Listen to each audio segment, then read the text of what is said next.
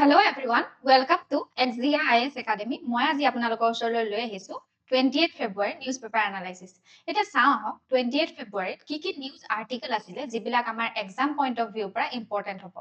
তাৰ আগতে মই আপোনালোকক জনাবলৈ বিচাৰিছো যে আমাৰ XZIA IS Academy আপোনালোকৰ ওচৰলৈ লৈ আহিছে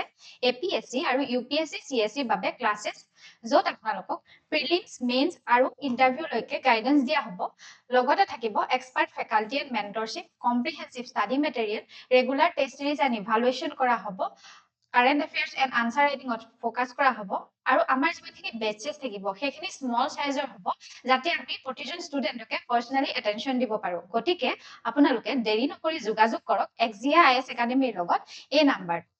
এতিয়া আহক আমি ফাৰ্ষ্ট আৰ্টিকেলটোৰ ফালে আগবাঢ়ো। আমাৰ ফাৰ্ষ্ট আৰ্টিকেলটোৰ টাইটেলটো হৈছে India's love for gold is ৱেইং অন দ্য ইকনমি। এই আৰ্টিকেলটোত লিখা আছে যে আমাৰ ইণ্ডিয়াত গোল্ডৰ ইনভেষ্টমেণ্টত যিমানখিনি হাউচহোল্ডে ইণ্ডিয়ান হাউচহোল্ডে গোল্ডৰ ইনভেষ্টমেণ্ট কৰে সেইখিনি ইনভেষ্টমেণ্ট বাঢ়িবলৈ ধৰিছে, ৰেপিডলি বাঢ়িবলৈ ধৰিছে। কিহৰ জৰিয়তে ইনভেষ্টমেণ্ট কৰিছে? এই যিমানখিনি ফাইনেন্সিয়েল প্ৰডাক্টছ আছে, মডাৰ্ণ ফাইনেন্সিয়েল প্ৰডাক্টছ, এই লাইক ETF এইবিলাকৰ জৰিয়তে কি হৈছে গোল্ডৰ যিমানখিনি ইনভেষ্টমেণ্ট সেইখিনি বাঢ়িবলৈ ধৰিছে। এতিয়া আপোনালোকে এটা টাৰ্ম ইয়াত জানিব লাগিব যে ETF মানে কি। ETF মানে ইয়াত লিখা আছে চাওক, an ETF is essentially a basket of securities that trades on a stock exchange just like a regular share. এতিয়া ETF মানে হৈছে ৰেগুলাৰ শ্বেয়াৰৰ নিচিনাই, কিন্তু কি হয় এটা সিকিউৰিটিয়ে হয়, এইবোৰ শ্বেয়াৰৰ নিচিনাকে ষ্টক এক্সচেঞ্জত কৰে। কিন্তু ইয়াত কি হয় মানুহে শ্বেয়াৰত বা সিকিউৰিটিত ইনভেষ্ট নকৰি ইয়াত কি কৰে গোল্ডত ইনভেষ্ট কৰে। ইয়াত বাস্কেট অফ সিকিউৰিটি বুলি কৈছে যিটো ট্ৰেড কৰে ষ্টক এক্সচেঞ্জত আৰু কি হয় ৰেগুলাৰ শ্বেয়াৰৰ নিচিনাকে ই কাম কৰে। আৰু ইয়াৰ জৰিয়তে ETFৰ জৰিয়তে যিমানখিনি গোল্ডৰ ইনভেষ্টমেণ্ট হৈছে সেই ইনভেষ্টমেণ্ট কি হৈছে বাঢ়িবলৈ ধৰিছে। আৰু ইয়াৰ ফলত কি হৈছে সেই গোল্ডত যে ইনভেষ্টমেণ্ট বাঢ়িছে আমাৰ তাৰ ফলত কি হৈছে মেক্ৰ' ইকনমিক ষ্ট্ৰেছটো বাঢ়িবলৈ ধৰিছে। কিহৰ কাৰণে? ইম্পৰ্ট বিল বাঢ়ি গৈছে আমাৰ, যিহেতু গোল্ড আমি বেছিকৈ ইম্পৰ্ট কৰিছো, বা আৰু আমাৰ ট্ৰেড ডেফিচিট বাঢ়িবলৈ ধৰিছে আৰু আমাৰ কেপিটেল এক্সপেণ্ডিচাৰ যিমানখিনি হৈ আছে সেইখিনি কি হয় ডাইভাৰ্ট হৈ গৈ আছে, মানে কেপিটেল এক্সপেণ্ডিচাৰ কমি কমি যাবলৈ ধৰিছে আমাৰ ইকনমিত। এতিয়া চাওঁ হওক ইয়াৰ কি পইণ্টছ খিনি কি। ফাৰ্ষ্ট কি পইণ্টটোৱে হৈছে যে ইণ্ডিয়া গোল্ড যিমানখিনি ইম্পৰ্ট আছে সেইখিনি ট্ৰিপল হৈ গৈছে, এটা মাহতে ট্ৰিপল হৈ গৈছে, মানে 3 গুণ বাঢ়িবলৈ ধৰিছে। কিমান ৰাইজ হৈছে চাওক, ৰাইজিং টু 12.07 বিলিয়ন। ইমানখিনি কি হৈছে একেটা মাহতে আমি ইম্পৰ্ট কৰিছো। কিন্তু কি হৈছে কিহত কেনেকে মানে এইখিনি ডিমাণ্ড যে ইমান গোল্ডৰ বাঢ়িছে কিহৰ কাৰণে বাঢ়িছে? বা বিয়াৰ কাৰণে বঢ়া নাই বা ফেষ্টিভেল কিনাটো হোৱা নাই, সেইকাৰণে কি হৈছে ফেষ্টিভেল বা বিয়াৰ কাৰণে বঢ়া নাই। কিহৰ কাৰণে বাঢ়িছে? এই যিটো ETFৰ জৰিয়তে যে গোল্ডত ইনভেষ্টমেণ্ট হৈছে সেই তাৰ এই ইনভেষ্টমেণ্টৰ পৰিমাণহে বাঢ়িবলৈ ধৰিছে। গোল্ড ETF নেট ফ্ল'জ কিমান হিট কৰিছে বুলি কৈছে ইয়াত 24,040 crore জানুৱাৰী মাহতে ইমানখিনি ইনফ্ল' হৈছে ETFত। যিহেতু কি হৈছে আৰু ইয়াত এটা আচৰিত কথা দেখা গৈছে কি এই যিটো গোল্ডৰ ইনভেষ্টমেণ্ট সেইটো যিটো mutual fund, equity mutual fund সেইবিলাকতকৈ ফাৰ্ষ্ট টাইম বাঢ়িছে, মানে ইকুইটি মিউচুৱেল ফাণ্ডক সাৰপাছ কৰিছে গোল্ডৰ যিটো ইনভেষ্টমেণ্ট ETF ইনভেষ্টমেণ্ট। তো কিমান এনে গোল্ড মিউচুৱেল ফাণ্ড ইনফ্ল' কিমান হৈছে ইকুইটি মিউচুৱেল ফাণ্ড 24,029 crore, কিন্তু গোল্ডৰ ইনভেষ্টমেণ্ট 24,040 crore, মানে জানুৱাৰী মাহত সাৰপাছ কৰিছে মিউচুৱেল ফাণ্ডক। এতিয়া চাওঁ এই শিফ্টটোৰ ফলত কি হ'ব, যে শিফ্টটো দেখা গৈছে সেইটো ফলত এইটোৱে গম পায় যে যিটো গোল্ডৰ ষ্টক মাৰ্কেট যিটো গোল্ডৰ যিটো মানে ETFৰ ইনভেষ্টমেণ্ট যিটো সেইটো কি হৈছে বাঢ়িবলৈ ধৰিছে, তাৰ ডিমাণ্ড বাঢ়িবলৈ ধৰিছে। জেনেৰেল যিটো আমাৰ ষ্টক মাৰ্কেট থাকে সেই ষ্টক মাৰ্কেটতকে গোল্ডৰ ইনভেষ্টমেণ্ট বাঢ়িবলৈ ধৰিছে বুলি এই তথ্যটোৰ পৰা আমি গম পাওঁ। নেক্সট পইণ্টটো ইয়াত চাওক যে ইয়াত এটা কি প্ৰপৰ্চনত আমি দেখিবলৈ পাইছো গোল্ডৰ ইনভেষ্টমেণ্টটো। গোল্ডৰ ETF যিটো ফ্ল' হৈছে, মানে গোল্ডৰ ইনভেষ্টমেণ্ট ETF ইনভেষ্টমেণ্ট যিটো বৃদ্ধি পাইছে সেইটো যিমান আমি গোল্ড ইম্পৰ্ট কৰিছো তাৰ 22% হয়। ইফালে চিলভাৰতো তেনেকে বাঢ়িছে, চিলভাৰৰ ETF বাঢ়িছে 52%, যিমানখিনি আমি চিলভাৰ ইম্পৰ্ট কৰো তাৰ 52% আমি চিলভাৰ ইটিএফত মানে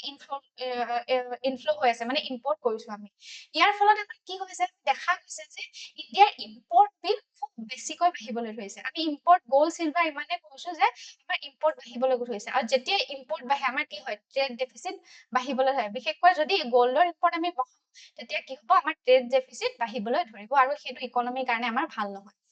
নেক্সট আমি পইণ্টটো চাওক এইটো গোল্ড চিলভাৰৰ যে এনেকে ইনভেষ্টমেন্ট যে বাঢ়িছে সেইটো কৈছে এটা এলাৰ্ম দিছে আমাক কিহৰ এলাৰ্ম দিছে কিছুমান এনেকুৱা কোটাক ইনষ্টিটিউচনেল ইকুইটি যে এইবিলাকে কৈছে কি এটা স্পেকুলেশ্যন কৰিছে যে এইটো আমাৰ কাৰণে ৱৰিড হয় মানে ৱৰিং এটা চিটুৱেশ্যন আহি পৰিছে কিহৰ কাৰণে ৱৰিং চিটুৱেশ্যন আহি পৰিছে যে ইয়াত লিখা হৈছে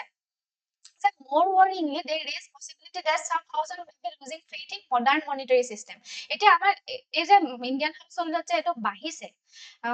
গোল্ডৰ ইনভেষ্টমেন্ট যে বাঢ়িছে কিহৰ কাৰণে হৈছে আমাৰ যেটো মডাৰ্ন মনিটাৰী সিস্টেম আছে হেতুত ইন্ডিয়ান হাউসহোল্ডে বিশ্বাস হেৰুৱাইছে বুলি কৈছে ইন্ডিয়ান ৰুপিত বিশ্বাস হেৰুৱাইছে যেটো ষ্টক এক্সচেঞ্জ বা গভৰ্নমেন্ট সিকিউৰিটি থাকে এইবিলাকত কি হৈছে ফাইনান্সিয়েল ইনষ্টিটিউচন থাকে গভৰ্নমেন্ট বা কাৰেন্সিত এইবিলাকত কি হৈছে বিশ্বাস হেৰুৱাইছে সেইকাৰণে গোল্ডৰ ইনভেষ্টমেন্ট বাঢ়িছে বুলি কৈছে এটা ইয়াত এটা সাপোৰ্টিং এভিডেন্সও দেখিবলৈ পোৱা গৈছে কিহৰ সাপোৰ্টিং এভিডেন্সৰ কথা কৈছে ইয়াত চাওঁ হক যে ইয়াত 2008 ৰ যেটো যিছোৱা সময় হেতু ইৰাৰ কথা কোৱা হৈছে যে বিটুইন 2008 and 2013 সেই সময়ত কি হৈছে ইনফ্লেচন হৈছিল ইনফ্লেচনৰ সময়ত ৰুপি ডেপ্ৰিচিয়েট হৈছিলে আৰু গ্ৰছ হৈছিলে তেতিয়া দাম বাঢ়িবলৈ ধৰিছে অকল কি হৈছে তেতিয়া হেতু সময়তে কি হৈছে গোল্ডৰ কি কৰিছে মানুহে হেতু সময়তে হেৰুৱাই পেলাই গোল্ডৰ যেটো দাম হেতু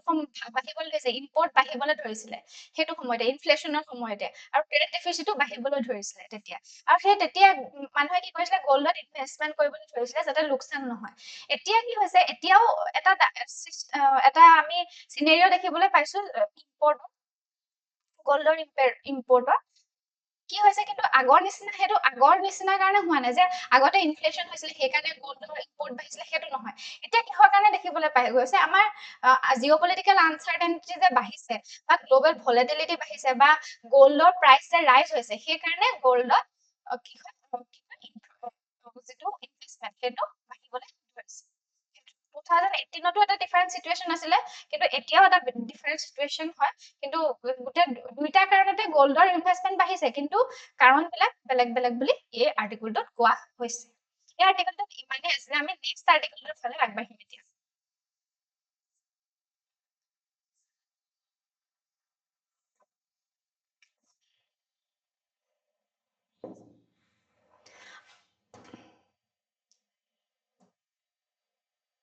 নেক্সট আৰ্টিকলটোৰ টাইটেলটো হৈছে Anthropic versus OpenAI behind the awkward clenched fist on AI summit stage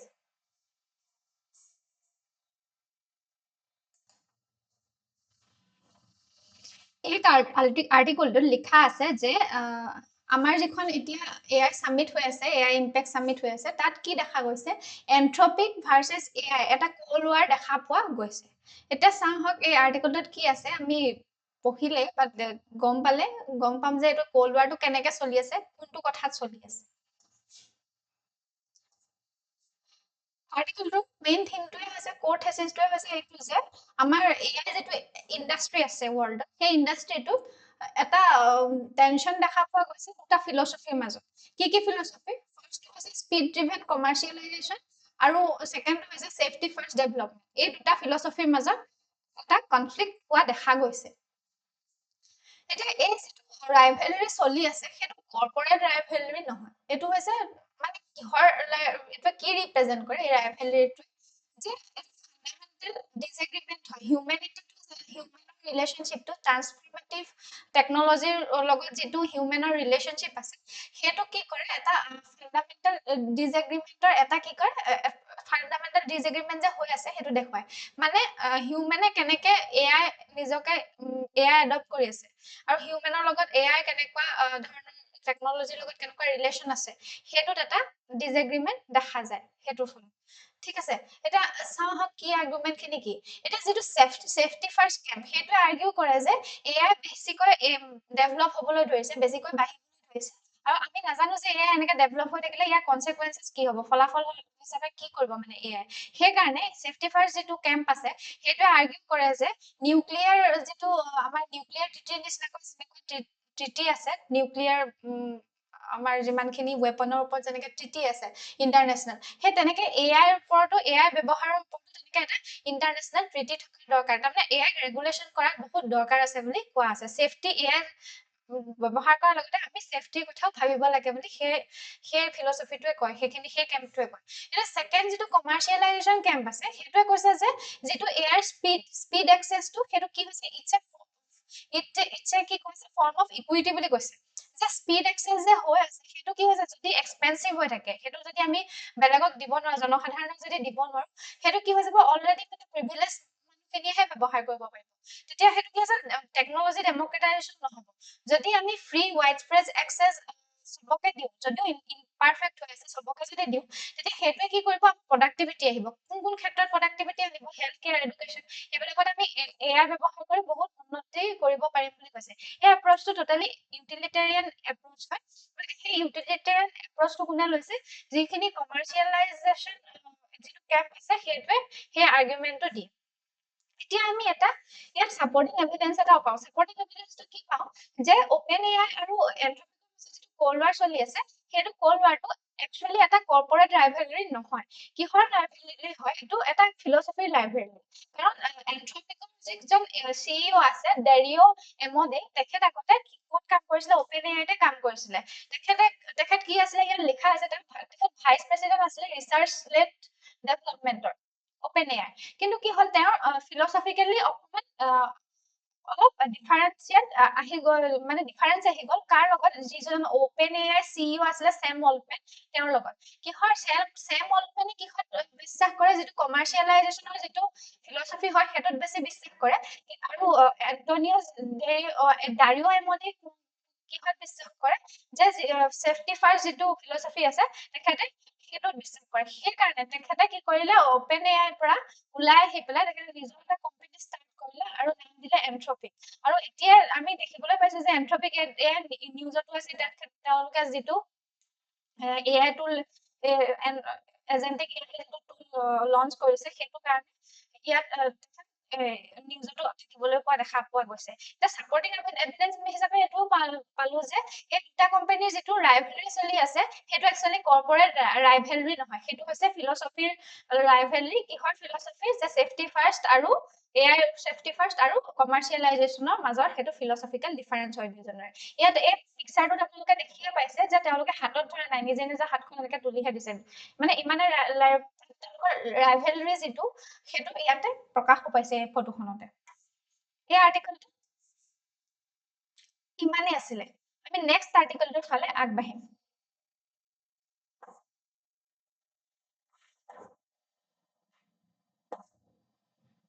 next আৰ্টিকলটোৰ টাইটেলটো হৈছে SC Slams Unchecked Freebies Questions Appeasement। এতিয়া এই আৰ্টিকলটো পঢ়াৰ আগতে আপোনালোকে এটা কনচেপ্টৰ কথা জানিব লাগিব। কনচেপ্টটো হৈছে ফ্ৰীবিজ। ফ্ৰীবিজ মানে কি? ফ্ৰীবিজ মানে আপোনালোকক ইয়াত লিখিয়ে দেখুওৱা হৈছে যে ফ্ৰীবিজে কি ৰেফাৰ কৰে, যিমানখিনি গুডছ এণ্ড চাৰ্ভিচ গভৰ্ণমেণ্টে দিয়ে সেইখিনি ফ্ৰীকে দিম বুলি যে প্ৰতিশ্ৰুতি দিয়ে তেওঁলোকে, ফ্ৰী কিছুমান সুবিধা যে প্ৰদান কৰে জনসাধাৰণক, যেনেকে ফ্ৰী ইলেক্ট্ৰিচিটি, ফ্ৰী পানী দিয়া, স্কুটাৰ দিয়া, এইবিলাকক কি বুলি কোৱা হয়, ফ্ৰীবিজ বুলি কোৱা হয়। আৰু সেইটো কিহৰ কাৰণে দিয়ে ফ্ৰীবিজখিনি, অকল ভোটৰ আশাত দিয়ে বা ভোটৰ যিটো ইলেকশ্যনৰ আগে আগে যিটো ভোট পাবলৈ যে কয় যে ভোটিং বেংকৰ যিটো ৰাজনীতি কৰা হয় সেই কাৰণে দিয়া হয় এই ফ্ৰীবিজখিনি। এতিয়া চাওঁ আহক এই আৰ্টিকলটোত কি লিখা আছে।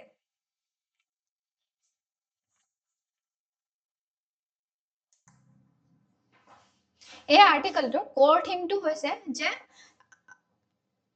আমাৰ অনাৰেবল সুপ্ৰিম কোৰ্টে কি কৈছে, যে আমাৰ যিটো ফ্ৰীবিজৰ ৰাজনীতি আছে, ৱেলফেয়াৰ স্পেণ্ডিং হয় ইণ্ডিয়াৰ, সেইটো কি হৈছে বাঢ়িবলৈ ধৰিছে। আৰু সেইটো কি হৈছে নিড বেছডতকৈ, মানে প্ৰয়োজনত বাৰু ৱেলফেয়াৰ স্পেণ্ডিং কৰে, সেইটো বেলেগ কথা। কিন্তু কি বাঢ়িবলৈ ধৰিছে, কেনেকে বাঢ়িবলৈ ধৰিছে ৱেলফেয়াৰ স্পেণ্ডিং, ভোট ড্ৰিভেন হৈ বাঢ়িবলৈ ধৰিছে। মানে ভোটৰ কাৰণেহে কিছুমান আঁচনি আনে, ফ্ৰীবিজ আঁচনিবিলাক আনে, আৰু সেইবিলাকে কি কৰিছে, সেই ফ্ৰীবিজৰ কাৰণে আমাৰ ইকনমিক বহুত ধৰণৰ লোকচান হোৱা দেখা পোৱা গৈছে। এতিয়া ফ্ৰীবিজৰ কাৰণে দুটা প্ৰব্লেম হোৱা দেখা গৈছে প্ৰথমটোৱে হৈছে সেইটো ফিস্কেল আনসাষ্টেইনেবিলিটি আনিছে কাৰণ কি হয় মই আগতেও চাগে নিউজপেপাৰ আপোনালোক এনালাইচিছ যদি আপোনালোকে চাইছে তেতিয়া গম পাব ফ্ৰীবিজখিনি ৰেভিনিউ এক্সপেণ্ডিচাৰত পৰে তাৰ পৰা কোনো আমাৰ এছেট জেনেৰেট নহয় আমি তেতিয়া যেতিয়া ৰেভিনিউ এক্সপেণ্ডিচাৰ বাঢ়ি যায় আমাৰ কেপিটেল এক্সপেণ্ডিচাৰ আমাৰ কি হৈ যায় কমি যায় আৰু কেপিটেল এক্সপেণ্ডিচাৰ যদি কমি যায় আমাৰ যেটো আমাৰ ইকোনমিটো কি হয় আনষ্টেবল হ'বলৈ ধৰে গতিকে কি হয় ফিস্কেল আনসাষ্টেইনেবিলিটিটো এটাটো আনিছে হেতুটো হয় আনহাতে আৰু এটা প্ৰবলেম কি আনিছে যে কোনোবা এটা সেকশনেহে সেই আঁচনিখিনি মানে ফ্ৰীবিজৰ যিমানখিনি আঁচনি আনে সেইখিনিৰ পৰা সেইখিনি সুবিধা লাভ কৰি আছে এতিয়া কোৰ্টে কি কৰিছে যে ষ্টেটে এইটো অব্লিগেশ্যন তেওঁলোকৰ থাকিব লাগে যে কোনে সেই আঁচনিখিনি কাৰ প্ৰয়োজন আছে আৰু কাৰ প্ৰয়োজন নাই সেইটো যাতে ভালকে তেওঁলোকে ডিষ্টিংগুইশ কৰিব পাৰে তাৰ এটা অব্লিগেশ্যন ষ্টেটৰ থাকিব লাগে বুলি কৈছে এতিয়া কি পইণ্টছ কি আছে এতিয়া ইয়াত কোৱা হৈছে যে state across the ideological left right regional compete in a freebie race এতিয়া পলিটিকেল পাৰ্টি যিয়ে নহওক গোটেই আমাৰ ইণ্ডিয়াতে কি হৈছে লেফ্ট পলিটিকেল পাৰ্টি হওক ৰাইট হওক ৰিজিয়নেল হওক যিমানখিনি পলিটিকেল পাৰ্টি আছে সেইখিনিয়ে গোটেইখিনিয়ে ফ্ৰী বি ৰেচত এতিয়া কি দৌৰিবলৈ ধৰিছে এতিয়া ফ্ৰী বি ৰেচ আছে কম্পিট কৰিছে কোনে কিমান আঁচনি ফ্ৰীকে উলিয়াব পাৰে সেইটো এটা কম্পিটিশ্যন দেখা পোৱা গৈছে আৰু আমি অলৰেডি গম পাইছো যে আমাৰ ফ্ৰী বিজৰ যিমানখিনি আঁচনি আছে সেইখিনি তাৰ এক্সপেণ্ডিচাৰ লাহে লাহে বাঢ়ি যাব পাৰে বুলি আমি আগতেও নিউজ পেপাৰ এনালাইচিছত অলৰেডি ডিছকাছ কৰিছো ইয়াৰ ছেকেণ্ড পইণ্টটো চাওক ছেকেণ্ড পইণ্টটো হৈছে absence of mean tested mechanism এটা কি হৈছে মিনছ টেষ্টেড মেকানিজম মানে হৈছে কিছুমান কোনো এটা সেকশনৰ মানুহে যিখিনি মানে পলিটিক্যালি কানেক্টেড হৈ থাকে যিখিনি এৱেৰ হৈ থাকে সেইখিনি মানুহে এই আঁচনিখিনি সুবিধা লাভ কৰি আছে কিন্তু যিখিনি জেনুইনলি পোৱাৰ মানে যিখিনি আটাইতকৈ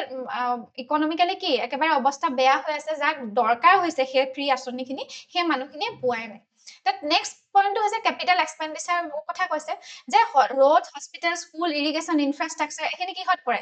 কেপিটেল এক্সপেণ্ডিচাৰত পৰে সেইখিনি কি কৰে লং টাৰ্ম ইকনমিক মাল্টিপ্লায়াৰৰ সৃষ্টি কৰে মানে আমাৰ তাৰ পৰা লাভ হ'ব আমাক ইকনমিক লাভ হ'ব কেপিটেল এক্সপেণ্ডিচাৰ যদি কৰোঁ আমি এটকাও যদি এটা খৰচ কৰোঁ এটা ৰোড বনাবলৈ সেইটোৱে আমাক কি কৰিব ইকনমিক বহুত লং টাৰ্মৰ কাৰণে আমাক বহুত সুবিধা দিব কিন্তু ফ্ৰী ভিজা কি কৰে ফ্ৰী ভিজা অকল কনজিউমহে কৰে সেইটো খৰচটো মানে সেই তাৰ পৰা একো এছেট আমাৰ ক্ৰিয়েট হোৱা নাই লং টাৰ্মত আমাৰ একো কি হয় লাভ নহয় সেই কথাটো এই পইণ্টটোত দেখুৱাইছে নেক্সট আমাৰ পইণ্টটো দেখুৱাইছে পাৱাৰ ছেক্টৰৰ কথা কোৱা হৈছে যে এই ফ্ৰী ইলেক্ট্ৰিচিটি দিম বুলি যে কয় কিছুমান পলিটিকেল পাৰ্টিয়ে তাৰ ফলত কি হৈছে আমাৰ যিমানখিনি ডিছকম আছে ডিষ্ট্ৰিবিউটিভ কোম্পানী আছে মানে ইলেক্ট্ৰিচিটি যিয়ে ডিষ্ট্ৰিবিউট কৰে ঘৰে ঘৰে সেই কোম্পানীখিনি পুৰা লষ্ট হোৱা দেখিবলৈ পোৱা গৈছে কাৰণ ফ্ৰী ইলেক্ট্ৰিচিটি দি দিয়া আৰু সেই কোম্পানীখিনি কি হয় যিখিনি পাৱাৰ জেনেৰেটিং কোম্পানী হয় ইলেক্ট্ৰিচিটি পাৱাৰ যিয়ে জেনেৰেট কৰে সেইখিনিক পে কৰা বন্ধ কৰি দিয়ে আৰু পে কৰা যেতিয়া বন্ধ কৰি দিয়ে তেতিয়া ইলেক্ট্ৰিচিটি এই ডিছকম বা এইখিনি যিখিনি পাৱাৰ জেনেৰেট কোম্পানী সেইখিনি পুৰা লষ্টত যোৱা দেখা যায় আৰু কিহৰ কাৰণে হয় এই ফ্ৰী ইলেক্ট্ৰিচিটি দিয়াৰ কাৰণে এতিয়া চাপৰ্টিং আমি কি পাম তামিলনাডুত দেখা গৈছে যে সেই যিখিনি ফ্ৰী ইলেক্ট্ৰিচিটি দিয়াৰ যিটো গভৰ্ণমেণ্টে ব্যৱস্থা কৰিছিল সেইকাৰণে কি হয় 50,000 crore লষ্ট হ'ল ডিছকম কোম্পানীবিলাক সেই এভিডেন্সটো সাপোৰ্টিং এভিডেন্স হিচাপে এই আৰ্টিকেলটোত দেখুওৱা হৈছে এই আৰ্টিকেলটোত ইমানে আছিলে আমি নেক্সট আৰ্টিকেলটোৰ ফালে আগবাঢ়িম এতিয়া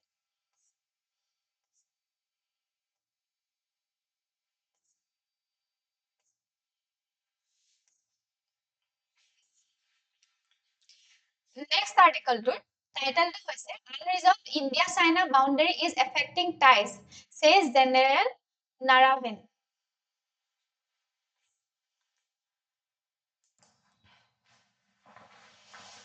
এই আৰ্টিকেলটোত লিখা আছে যে মেইন থিমটোৱে কি আছে যে ইণ্ডিয়া চাইনাৰ যিটো টেনশ্যন চলি থাকে সেইটো বেচিকেলি কিহৰ ওপৰত চলে আমি বাউণ্ডেৰীৰ ওপৰত চলি থাকে কাৰণ আমি আমাৰ এটা ডিফাইন বাউণ্ডেৰী নাই বুলি কৈছে মানে এম্বিগুৱাছ বুলি কৈছে ইণ্ডিয়াৰ ভাবে বেলেগ বাউণ্ডেৰী হয় ইণ্ডিয়া এটা বেলেগ বাউণ্ডেৰী বুলি ভাবে চাইনাও ভাবে এটা বেলেগ বাউণ্ডেৰী বুলি সেইকাৰণে কনফ্লিক্টটো চলি থাকে সেইকাৰণে এই যিটো কনফ্লিক্ট চলি থাকে বাউণ্ডেৰী কনফ্লিক্ট সেইটো সলভ কৰিবলৈ হ'লে কি কৰিব লাগিব পিচফুল ডায়লগৰ ব্যৱস্থা কৰিব লাগিব পেৰিয়ডিক ফ্লেয়াৰ আপছৰ এইবিলাকৰ ব্যৱস্থা কৰিব লাগিব তেতিয়াহে সেই বাউণ্ডেৰী ডিসপিউটটো কি হ'ব সমাধান সেই সমস্যাটো সমাধান হ'ব এতিয়া ইয়াৰ কি পইণ্টছখিনি চাওঁ কি পইণ্টছখিনি ফাৰ্ষ্টতে লিখা আছে এই যে বাউণ্ডেৰী যেটো ডিসপিউট হেতু চলি থাকে যে হেতু প্ৰধান কাৰণটোৱে কি হৈছে যে মিসক্যালকুলেশন বুলি কৈছে যে নিডাৰ সাইড নোজ প্ৰিসাইসলি বুলি কৈছে ইয়াত যে এটা সাইডও নাজানে যে কোনটো একচুয়াল বাউণ্ডেৰী হয় বুলি কৈছে আৰু সেই কাৰণে আমাৰ কি হয় stand of military stand of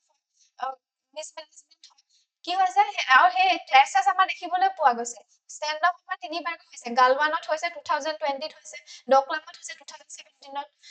ডেপচাঙত 2013ত হৈছে ইমানকে মিলিটাৰী ষ্টেণ্ড আপ দেখিবলৈ পোৱা গৈছে অকল কিহৰ কাৰণে বাউণ্ডেৰী টেনচনৰ কাৰণে নেক্সট পইণ্টটো ইয়াত হৈছে যে এই যে বৰ্ডাৰ বাউণ্ডেৰী যিটো কনচেপ্ট আছে সেইটো চিমেন্টিক নহয় বুলি কৈছে এইটো কি কৈছে আৰু সেইটো কাৰণে কি হৈছে আমাৰ কনসিকুৱেন্স ভয়ানক হয় বুলি কৈছে কাৰণ যেতিয়া সোলজাৰ পেট্ৰলিং হয় আৰু যেতিয়া আমাৰ এটা দুইখন দেশে এগ্ৰি হোৱাকৈ এটা যেতিয়া বাউণ্ডেৰী নাথাকে তেতিয়া যেতিয়া সোলজাৰে পেট্ৰলিং কৰে তেতিয়া ইটোৱে সিটো বাউণ্ডেৰীত সোমাই বুলি ভাবে সিটো সিফালৰ সোলজাৰে সিফালৰ বাউণ্ডেৰীত সোমাই বুলি ভাবে আৰু তেতিয়া কি হয় কনফ্লিক্টৰ সৃষ্টি হয় বুলি কৈছে আৰু কনফ্লিক্ট হেয়া কি কৈছে ভয়ানক কনফ্লিক্ট আমাৰ অলৰেডি সৃষ্টি হৈ গৈছে বুলি কোৱা হৈছে নেক্সট পইণ্টটো ইয়াত দেখুৱা হৈছে ইণ্ডিয়াই যেটো চাইনাৰ ইউনিলেটাৰেল যেটো চেঞ্জ কৰে চাইনা ষ্টেনকো যেটো চেঞ্জেস কৰে মানে ইউনিলেটাৰেল চেঞ্জেস মানে কি যিমানখিনি চাইনাই বৰ্ডাৰত যে এনেকে ইনফ্ৰাষ্ট্ৰাকচাৰ বিল্ড কৰে মিলিটাৰী ডিপ্লয়মেন্ট কৰে বা ফোৰ্সফুল এভিকশন কৰে সেইবিলাক কি কৰিছে ইণ্ডিয়াই অপোজ কৰিছে আৰু এটো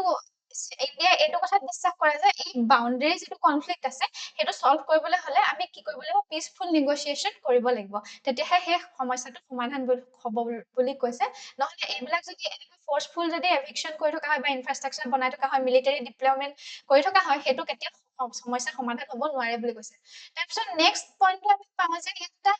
উদাহৰণৰ সৈতেও দেখুৱা হৈছে যে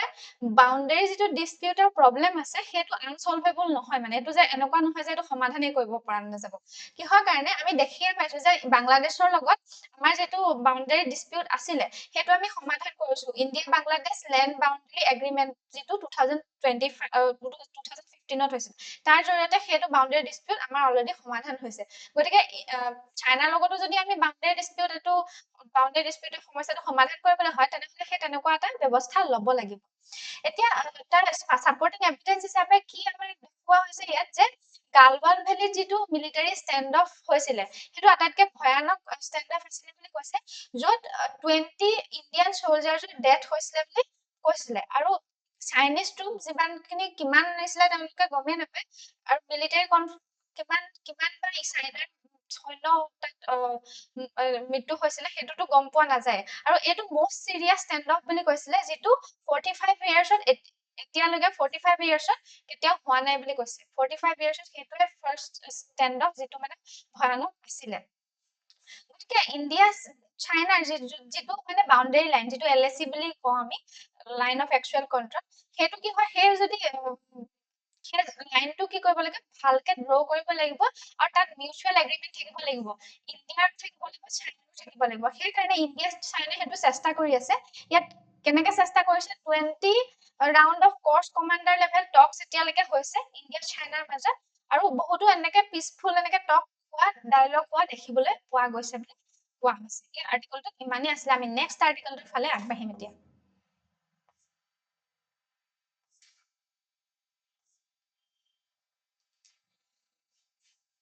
Next article title is How do graphics processing units work?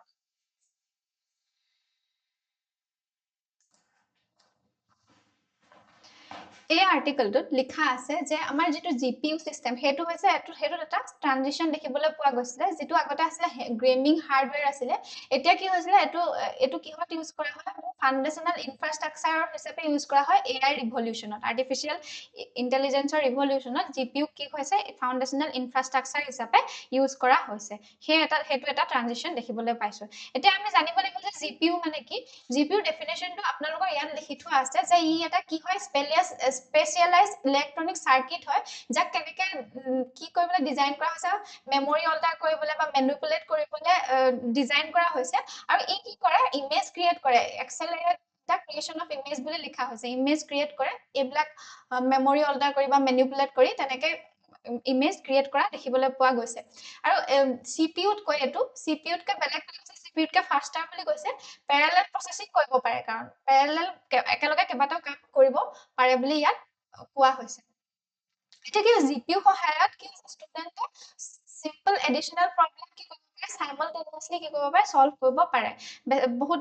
Problem একেলগে সলভ কৰিব পাৰে এটা চাও হগে আৰ্টিকলটোত কি লিখা আছে ফাৰ্ষ্ট পইণ্টটো হৈছে ডিজাইন ফিলচফিটোৰ কথা লিখা হৈছে CPU আৰু GPU এটা তুলনা কৰা হৈছে যে CPU ত কি থাকে 4 to 16 পাৱাৰফুল কোৰ্স থাকে কিন্তু GPU ত কি থাকে thousands of smaller কোৰ্স থাকে বুলি কোৱা হৈছে গতিকে কি কৰিব পাৰে GPU এটা সুপিৰিয়ৰ টাস্ক থাকে যিমানখিনি মেথমেটিক্যাল অপাৰেচন আছে সেইখিনি মিলিয়নছ অফ ডাটা কি কৰিব পাৰে একেলগে ইউজ কৰি একেলগে সেইখিনি যিমানখিনি একেটা সময়তে বহুতো মেথমেটিক্যাল অপাৰেচন কি কৰিব পাৰে সলভ কৰিব পাৰে সুপিৰিয়ৰ টাস্কখিনি সলভ কৰিব পাৰে এতিয়া কি দেখুৱা গৈছে নেক্সট পইণ্টত কি দেখুৱা গৈছে আমি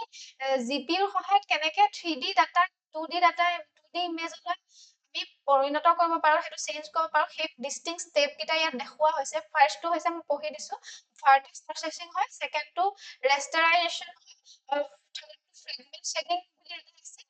ফোৰ্থটো আছে ৰাইটিং টু ফ্ৰেম বাফাৰ বুলি এইগিটা প্ৰসেসৰ সহায়ত আমি কি কৰিব পাৰো 3D ডাটা 2D ইমেজলৈ আমি পৰিৱৰ্তন কৰিব পাৰো এটা GPU ইন আৰ্টিফিশিয়াল ইন্টেলিজেন্স এটা GPU কেনেকে আৰ্টিফিশিয়াল ইন্টেলিজেন্সত ইউজ কৰা হৈছে এটা কি হৈছে যেটো নিউৰাল নেটৱৰ্ক হয় GPU হেতু লিনিয়াৰ এলজেব্ৰাৰ ওপৰত কি কৰে ৰিলাই কৰে মানে হেতুৰ ওপৰত বেছিকৈ নিৰ্ভৰ কৰে এটা GPU যেহেতু বহুতো মাল্টিপ্লিকেশন কি কৰিব পাৰে বহুতো মেথছ কি কৰিব পাৰে একেলগে ৰিপিট কৰিব পাৰে একেলগে সলভ কৰিব পাৰে গতিকে CPU বহুত গুণে ফাস্টাৰ হয় সেইকাৰণে এই ChatGPT জেমিনাই এইখিনি যিমানখিনি AI আছে সেইখিনি ট্ৰেইন কৰিবলৈ আমি কি কৰিব পাৰো এই GPU ইউজ কৰিব পাৰো মানে GPU ইনফ্ৰাষ্ট্ৰাকচাৰ হিচাপে ইউজ কৰিব পাৰি বুলি কৈছে এটা এনাৰ্জি আৰু ৰিসোৰ্স ইন্টেন্সিটি কথা ইয়াত কোৱা হৈছে GPU হৈছে পাৱাৰ হাংগ্ৰি বুলি কৈছে ইয়াত বহুত ইলেক্ট্ৰিসিটি লাগে সেই ইলেক্ট্ৰিসিটি যে বেছিকে লাগে সেইকাৰণে এটা এনভাইৰনমেন্টাল কনসাৰ্নও দেখিবলৈ পোৱা গৈছে কাৰণ বেছিকৈ যদি ইলেক্ট্ৰিসিটি যদি ইয়াত ইউজ হয় তেতিয়াহলে কি হৈছে আমাৰ এনভাইৰনমেন্টটো প্ৰভাৱ পৰিব বুলি বহুতো ডাটা সেন্টাৰ যিমানখিনি আছে সেইখিনিয়ে এটা সংকাত ভুগিছে এই আৰ্টিকলটোত ইমানে আছিল আমি নেক্সট আৰ্টিকলটোৰ ফালে আগবাঢ়িম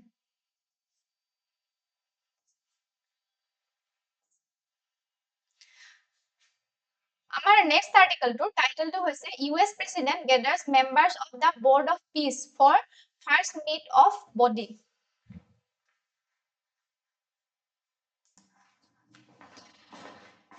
এই আৰ্টিকলটোত আমি এটা কনসেপ্টৰ কথা জানিব লাগিব কনসেপ্টটো হৈছে Board of Peace মানে কি Board of Peace মানে হৈছে এটা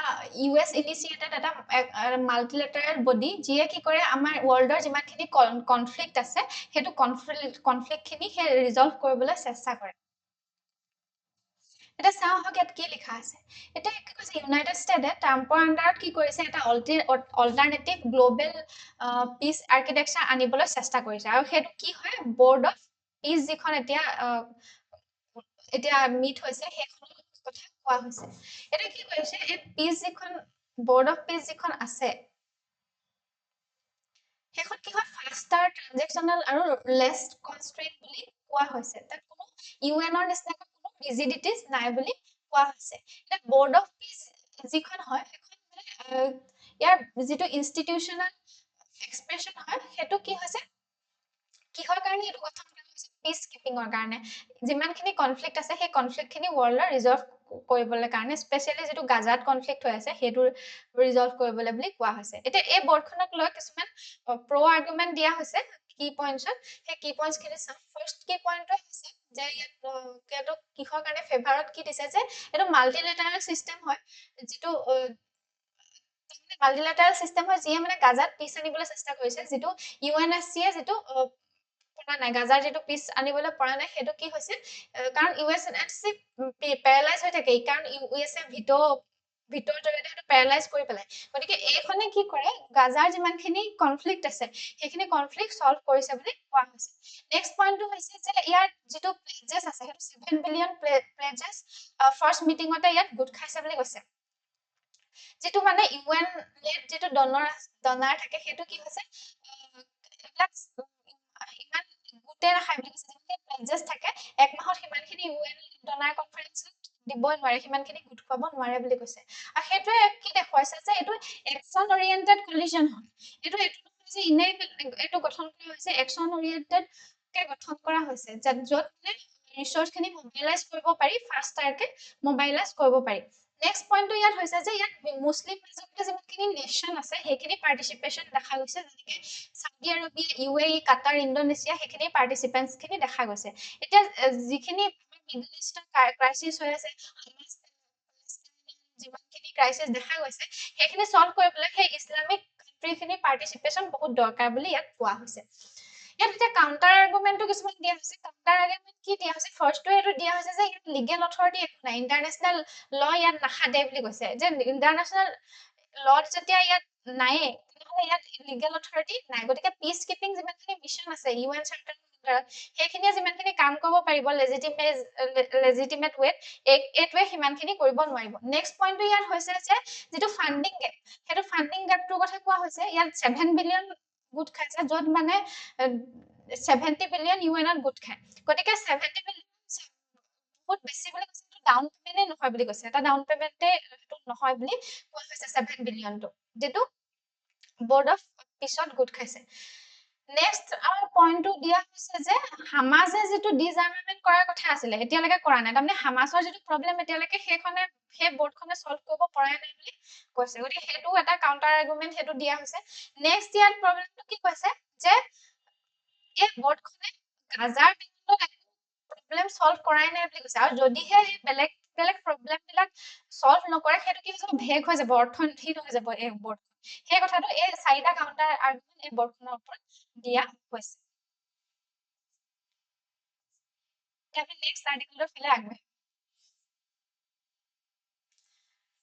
নেক্সট আৰ্টিকলটো টাইটেলটো হৈছে Iran US boost military posture amid rising tension in West Asia.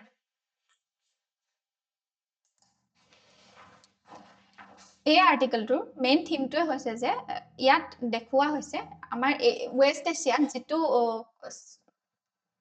Tension চলি আছে ইৰাণ আৰু USAৰ মাজত, সেই কথাটো দেখুওৱা হৈছে যে ৱেষ্ট এছিয়াৰ ভলেটিলিটিটো, এক্সট্ৰিম ভলেটিলিটিটোৰ কথা এই আৰ্টিকলটোত লিখা হৈছে। এইটো কিহৰ কাৰণে হৈছে? কাৰণ তাত মিলিটাৰী এস্কেলেশ্যন বাঢ়িবলৈ ধৰিছে, US আৰু ইৰাণৰ ডিপ্ল'মেচি ফেইল হৈছে, লগতে মেক্সিমেলিষ্ট ডিমাণ্ডৰ যিটো কনচেপ্ট সেইটো বাঢ়িবলৈ ধৰিছে। এতিয়া কি হৈছে, সেইটো চিটুৱেশ্যনৰ কাৰণে কি দেখা গৈছে যে এটা যে কনফ্লিক্ট হ'ব ডাঙৰকে, সেইটো সম্ভাৱনা বেছিকৈ দেখা পোৱা গৈছে। এতিয়া ইয়াত কি পইণ্ট কেইটা আছে যে ফাৰ্ষ্টটোৱে হৈছে ডুৱেল মিলিটাৰী বিল্ড আপ। এতিয়া USA কি কৰিছে, এগ্ৰেছিভলি মিলিটাৰী ৰিইনফৰ্চ কৰিবলৈ ধৰিছে। কি আনিছে? 2 গ্ৰুপছ আনিছে, এডভান্স এয়াৰক্ৰাফ্ট আনিছে, মিছাইল ডিফেন্স, এইবিলাক গোটেইখিনি আনি পেলাই ৰিইনফৰ্চ ইৰাণত কৰিছে। চাইমলটেনিয়াছলি ইৰাণেও কি কৰিছে, ৰাছিয়াৰ পাৰ্টনাৰশ্বিপত কি কৰিছে, নেভাল এক্সাৰচাইজ কৰি আছে, লাইভ ফায়াৰ নেভাল এক্সাৰচাইজ কৰি আছে, আৰু সেইটোৱে শ্ব'কেছ কৰিবলৈ চেষ্টা কৰিছে যে যদি USA এটেক কৰে ইৰাণেও কি কৰিব, কাউণ্টাৰ এটেক কৰিব। Next threat of strikes. এতিয়া এইটো ৰিপৰ্টৰ মতে এইটো দেখা গৈছে যে প্ৰেছিডেণ্ট ট্ৰাম্পে কি কৰিব, ইৰাণত মিলিটাৰী ষ্ট্ৰাইক কৰিব বুলি কৈছে। এই কেইদিনত এক্সপেক্টেড কেইটামান দিনৰ ভিতৰতে কি কৰিব, মিলিটাৰী ষ্ট্ৰাইক কৰিব বুলি কৈছে। এইটোৱে কি দেখুৱাইছে? এইটোৱে দেখুৱাইছে যে ডিলৰ এটেক যিটো কনচেপ্ট আছে সেইটো কনচেপ্ট দেখুৱাইছে, মানে ডিল কৰক, নহ'লে কি কৰিব, এটেক কৰিব, মানে সেইটো ফৰ্চফুলি ডিল কৰোৱাৰ নিচিনা হৈছে। থাৰ্ড ইয়াৰ কনচেপ্টটো, থাৰ্ড কি পইণ্ট কি, supreme leaders call for resistance. এতিয়া ইৰাণৰ যিজন সুপ্ৰিম লিডাৰ আছে খামেনে, তেওঁ এটা কোৰানিক ভাৰ্চ ইউজ কৰিছে। কোৰানিক ভাৰ্চটো হৈছে assail him in the manner he assailed you. এইটো এটা পাৱাৰফুল সিগনেল দিছে এই লাইনটোৰ জৰিয়তে, কোৰানিক ভাৰ্চৰ জৰিয়তে। তাৰমানে কি, যে কৰে সেইটো তেনেকুৱা কৰিব লাগে, যেনেকুৱা ব্যৱহাৰ কৰে তেনেকুৱা ব্যৱহাৰ কৰিব লাগে বুলি কৈছে, যিটো পাৱাৰফুল সিগনেল হয় বুলি কৈছে। এগ্ৰেছন যিটো সেইটো ইৰাণে কেনেকৈ চাইছে, পলিটিকেল কনফ্লিক্ট হৈ থকা নাই বুলি কৈছে, এইটো ৰিলিজিয়াছ বা ইৰাণৰ এক্সিষ্টেন্সৰ ওপৰত এতিয়া কথা আহি গৈছে বুলি কৈছে। গতিকে এইটো তাত ৰিটালিয়েশ্যনৰ বহুত দৰকাৰ আছে। তেওঁ সুপ্ৰিম লিডাৰজনে কৈ দিলে যে আমি ৰিটালিয়েট কৰিমেই, মানে আমাৰ যিটো এক্সিষ্টেন্সিয়েল ক্ৰাইচিছ আহি আছে বা ৰিলিজিয়নৰ ওপৰত যিটো আমাৰ থ্ৰেট আহি আছে, সেইটো কাৰণে আমি ৰিটালিয়েশ্যনৰ আমাৰ দৰকাৰী আছে, আমি কাউণ্টাৰ এটেক কৰিমেই বুলি কৈ দিছে। তাৰপিছত ডিপ্লমেটিক ইম্পাছেছ এটা দেখা পোৱা গৈছে, যিটো জেনেভাত টক হৈছিলে ইৰাণ আৰু USৰ মাজত, সেইটো ফেইল হোৱা দেখিবলৈ পোৱা গৈছে, যিটো ৰিমেইন ফাৰ এপাৰ্ট বুলি কৈছে, মানে দূৰে দূৰে আছে। কিহৰ ওপৰত ডিছএগ্ৰিমেণ্ট হৈছে, যিটো নিউক্লিয়াৰ প্ৰগ্ৰেমৰ ওপৰত যিটো টক কৰিবলৈ বিচাৰিছিলে, কথা পাতিবলৈ বিচাৰিছিলে USA, সেইটো ইৰাণে কি কৰিছে, তাৰ ওপৰত কথা নাপাতে বুলি কৈছে। গতিকে USA কি কৰিব এতিয়া, USA সেইটো ইৰাণৰ ওপৰত যিটো মিছাইল প্ৰগ্ৰেম সেইটো কি কৰিব জোৰ জবৰদস্তি বা এইটো ৰিজিয়নেল যিটো ইনফ্লুৱেঞ্চ আছে সেইটো লিমিট কৰিবলৈ সেইটো ফৰ্চ ৰিইনফৰ্চমেন্ট কৰা দেখা গৈছে গতিকে ডায়লগ যিটো হৈছিলে ইৰাণ বা ইৰাণ আৰু ইউ এছ এৰ মাজত সেইটো ফেইল হোৱা দেখা পোৱা গৈছে সেইকাৰণে ইউ এছ এ কি কৈছে তেওঁলোকক জোৰ জবৰদস্তি কৰি মিলিটাৰী ফৰ্চৰ জৰিয়তে সেইখিনি এই নিউক্লিয়াৰ প্ৰগ্ৰেমটো বন্ধ কৰিবলৈ বা লিমিটেশ্যন আনিবলৈ সেইটো চেষ্টা কৰি আছে বুলি কৈছে এই আৰ্টিকলটোত ইমানেই আছিলে